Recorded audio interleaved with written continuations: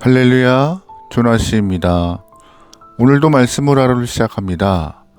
슬기로운 아침 시간 에스겔 25장 말씀입니다. 손님은 손님으로서 갖춰야 할 예의가 있습니다. 예를 들면 방문한 집의 물건이 아무리 좋아 보여도 상대방의 물건을 함부로 처분할 수 없습니다. 당연히 자신의 것이 아니기 때문에 처분할 수가 없는 것이죠. 만약 주인 허락 없이 방문한 집의 물건을 함부로 처분하면요, 절도죄를 범하게 되는 것입니다. 그래서 어떤 물건이 갖고 싶다면 소유권이 있는 주인에게 허락을 받아야 합니다. 여러분 잘 기억하셔야 합니다. 모든 것에는 주인이 있습니다. 그렇다면 우리 인생의 주인은 누구일까요? 생사화복을 주관하시는 하나님이 내 인생의 주인임을 우리는 믿습니다. 하나님께서는 사람을 창조하시고 코에 생기를 불어넣어 주셔서 생명이 되게 하셨습니다. 모든 인간은 하나님의 사랑과 은혜로 생명을 부여받아 살고 있지만 평소에 우리는 인생의 주인이 누구인지 생각하지 않고 살아가죠.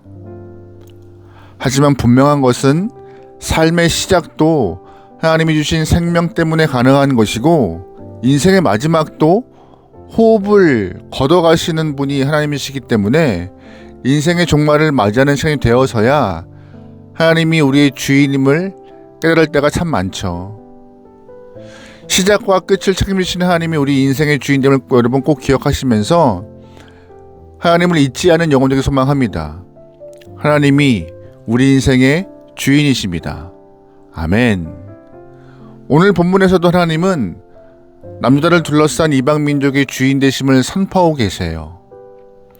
에스겔 25장부터 32장까지 보면은요, 이방 민족에 대한 하나님의 심판의 메시지가 나오는데 여러분 잘 아시는 것처럼 이방 민족들은 하나님을 섬기지 않는 나라들입니다. 그들은 저마다 자신들이 섬기는 신들이 있죠. 그런데 이방 민족의 운명을 결정하시는 분은 그들이 섬기는 우상들이 아니라 하나님입니다. 사실 이방 민족은 하나님이 참신임을 모릅니다. 하지만 자신들이 심판당하는 그날이 오면 역사의 주인이 누구인지, 진정한 주권자가 누구인지를 분명히 알게 되고 하나님의 왕되심을 고백할 것입니다. 3절 말씀 보겠습니다. 암몬 사람들에게 말해주어라. 여러분들은 들으십시오. 주 여호와의 말씀을. 주 여호와께서 이렇게 말씀하셨습니다. 너는 나의 거룩한 곳을 가리켜 아하함을 좋아했다. 그곳이 더럽혀졌을 때였다. 이스라엘 땅이 황폐해졌을 때도 그렇게 했다. 유다 집안의 사람들이 사로잡혀 갈 때 그들을 가리켜서도 그렇게 했다. 아멘. 하나님은 먼저 암몬 족속에 대한 심판을 선포하셨습니다. 암몬 족속은요, 아브라함 조카 롯이 두 딸과 부적절한 관계에서 낳은 자손입니다. 그런데 하나님께서는 이 암몬 자손을 심판하신 이유가 이 암몬 족속이 북이스라엘이 멸망할 때, 또한 남유다가 멸망할 때 성소가 더럽혀졌을 때 너무 기뻐했다는 것입니다. 즐거워했대요. 암몬 족속은 이스라엘에 대해서 열등감과 비교의식을 갖고 살았습니다. 조상들을 거슬러 올라가면 그들은 한 피를 나눈 같은 동족이지만 형제가 멸망당하는데도 즐거워하고 기뻐했다는 것입니다. 하나님께서 그런 암몬 자손의 교만과 악행을 보시고 그들을 심판하겠다 말씀하시는 거였어요. 우리는 이웃의 불행을 어떤 눈으로 바라보고 있죠? 암몬 족속과 같이 타인의 불행에 즐거워하진 않으십니까?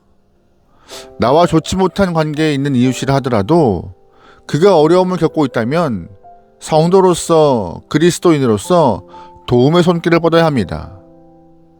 하나님의 백성이라면 나와 아무 상관이 없는 사람이라 하더라도 이웃이기 때문에 걱정하고 손을 내미는 것이 기본적인 성도의 자세라는 것이죠. 사랑의 하나님께서 성도된 우리에게 서로 사랑할 때 비로소 내 제자인 줄 안다라고 말씀하셨어요. 만약 우리가 사랑의 손길을 뻗지 않는다면 우리도 암몬 족속과 같은 운명이 될 것입니다.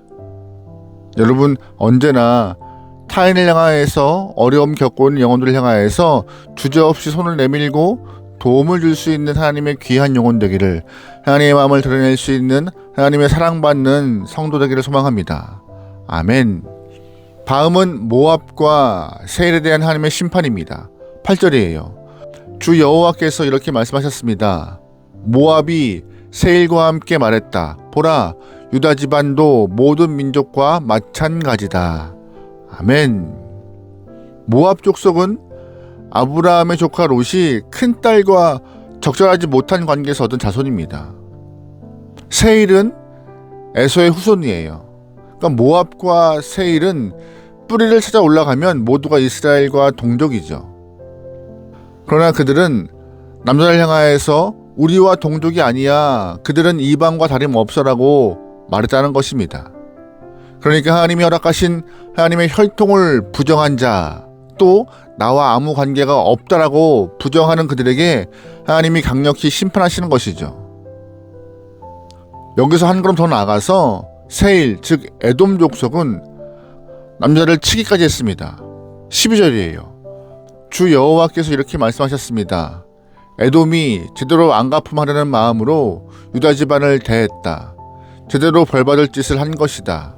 유다 집안에 안갚음한 것이다. 아멘. 에돔은 남유다에 대해서 열등감을 가지고 있었습니다. 에서가 야곱을 죽이려고 했던 것처럼 그의 후손도 틈만 나면 남자를 괴롭혔고 삼키려고 애썼어요. 하나님께서는 그런 에돔을 가리켜서 가시 같은 이웃이라 표현하셨죠. 가시 같은 이웃 에돔은요, 끊임없이 남자를 괴롭혔습니다. 하나님은 그런 에돔의 모습을 다 보고 계셨어요. 그 결과 하나님이 정하신 심판날 하나님의 손에서 에돔은 정리되었습니다. 그 다음은 블레셋에 대한 하나님의 심판입니다. 15절이에요. 주 여호와께서 이렇게 말씀하셨습니다. 필리스테아 사람들이 안갚음하려는 마음으로 행동했다. 마음으로 얕잡아 보면서 제대로 안갚음했고 영원히 적으로 여기면서 멸망시키려 했다. 아멘. 블레셋은 이스라엘이 출애굽할 때부터 이스라엘을 괴롭힌 민족이었습니다. 애굽에서 출애굽할 때 블레셋 사람들은 지중해 연안에 살고 있었기 때문에 하나님은 이스라엘 사람들이 블레셋과 마주하지 않도록 하기 위하여서 블레셋을 피하여서 홍해를 건너게 하셨고 광야를 거쳐 가나안 땅으로 인도하셨습니다. 그때부터 이스라엘을 괴롭혔던 블레셋은 남유다가 멸망한 이후에 하나님 손에 의하여서 멸망당하게 된 것이죠. 우리가 이들의 멸망을 통하여서 깨달을 수 있는 것은 우리가 직접 원수를 갚을 필요가 없다는 것입니다. 암몬, 모압, 세일, 블레셋, 이들은 이스라엘을 항상 괴롭혔던 이방민족이었어요. 이들 때문에 이스라엘은 두 다리 편하게 뻗고 잠잔 적이 없었습니다. 이스라엘이 최고의 강성함을 누렸던 다윗 왕 때도 또한 남유다 마지막 때까지 괴롭히고 힘들게 했습니다. 그러나 잘 보시면 하나님은 마지막 날 그 심판 때 그들을 정리하십니다. 우리는 우리의 소중한 인생을 원수 갚는 일에 힘쓰지 않게 소망합니다. 하나님께서 다 알고 계시고 보고 계시다가 때가 되면은 직접 하나님이 그들을 심판하실 것입니다. 온 세상 모든 만물을 통치하시는 하나님 안에서 모든 것에 대해서 통치권을 갖고 계시기 때문에 우리는 하나님 손에 원수의 문제까지도 의탁하고 살아가는 것이 지혜로운 백성들의 모습인 줄 믿습니다. 그러기에 여러분 마음속에 미움 품지 말고 하나님께 모든 것을 의탁할 수 있는 아름다운 영혼 되길 소망합니다. 주 앞에 맡길 때 하나님이 가장 좋은 것으로 응답하실 것입니다.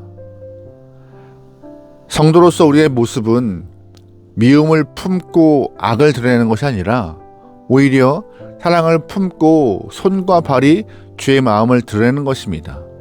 오늘 하루 여러분의 시간 속에서 하나님의 마음을 드러낼 수 있는 귀한 영혼 되길 소망합니다. 아멘. 기도하시겠습니다.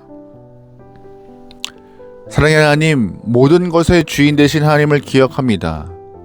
은혜로 우리를 인도하시며 악한 자들을 심판하시는 주의 권능과 능력을 기억하오니 오늘 하루 각자 자리에서 주님의 주권을 기대하며 살아갈 수 있는 귀한 영혼, 또한 악이 아니라 선을, 사랑을 드러내기 위하여서 애쓸 수 있는 하나님의 귀한 날 되게 인도하여 주시옵소서.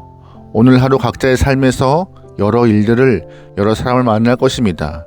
그때마다 하나님의 마음을 잘 드러낼 수 있도록 하나님의 귀한 도구들에게 우리의 삶을 인도하여 주시옵소서. 문덕을 맡기오며 예수님의 이름으로 기도합니다. 아멘.